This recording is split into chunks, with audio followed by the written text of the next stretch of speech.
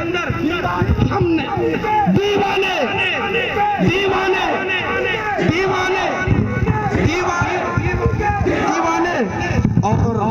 ہمارے صبر کا امتحان نہ لیا جائے، ہمارے صبر کا امتحان نہ لیا جائے۔ اور اگر ہماری تاریخ کو پڑھنا ہو کہ ہم نے اپنے نبی کے نام پر کتنی قربانیاں دی ہے،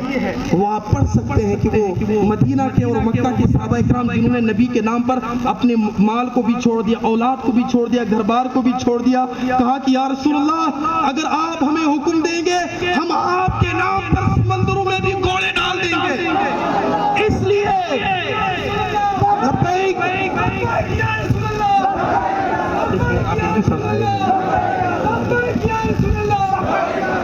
اور میں اپنی تحصیل انتظامیہ سے کہتا ہوں،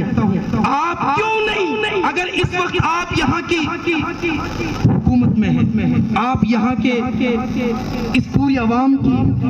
یہاں پر حفاظت کرتے ہیں، قیادت کرتے ہیں، تو آپ کیوں نہیں اعلیٰ حکام تک یہ پیغام پہنچاتے ہیں کہ اس وقت یہ لوگ کیوں مسلمانوں کے جذبات کے ساتھ کھیل رہے ہیں، اور ہم اس چیز کو برداشت نہیں کریں گے۔ نوجوانوں، اور میں آپ سے یہ کہتا ہوں کوئی بھی نوجوان خالی نہ رہے، اپنے آنکھوں سے آنسو بہائیں اور یہ کہیں کہ یا رسول اللہ کل ہم کہہ سکیں یا رسول اللہ ہمارے پاس کوئی طاقت نہیں تھی، کوئی پاور نہیں تھی، ہمارے پاس کچھ نہیں تھا، ہر طرف سے ہمیں دبایا جاتا تھا، ہم پر ظلم کیا جاتا تھا، کبھی کسی کے نام پر اور ہمارے ہندوستان کے قانون کو روندا جاتا تھا، لیکن یا رسول اللہ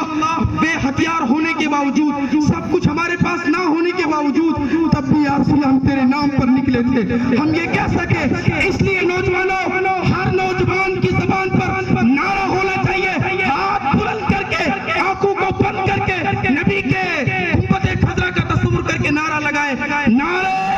تکبیر، نعرہ رسالت۔ ابھی نہیں، اتنا ہی جوش ہے۔ اگر ہمیں نبی کے نام پر ہماری آوازیں بیٹھ جائیں، ہماری کوئی لت پھٹ جائے، ہمارا کوئی اور نقصان ہو جائے، کسی دنیا کی کسی اور چیز میں نبی کے نام پر ہو جائے گا، اسے لگائے نعرہ رسالت، یا رسول اللہ، نعرہ رسالت، یا رسول اللہ، نعرہ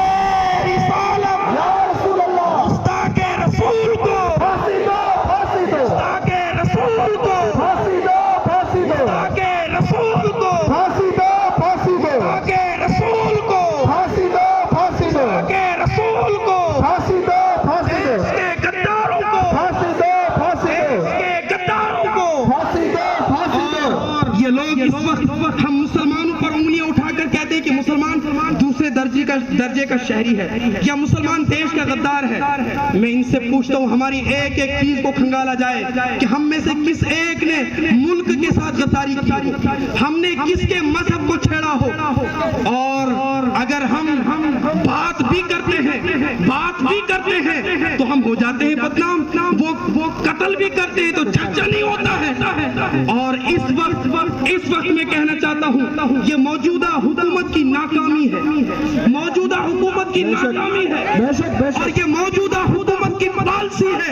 اور یہ ان کے پالے ہوئے کتے اور گنڈے ہیں۔ لیکن یاد رکھیں ہم مسلمان اتنا ہی تو ہو سکتا ہے کہ ہمیں قتل کر دیا جائے، ہم اس کے لیے بھی تیار ہیں، یا اتنا ہو سکے ہمیں جیل ڈال دیا جائے،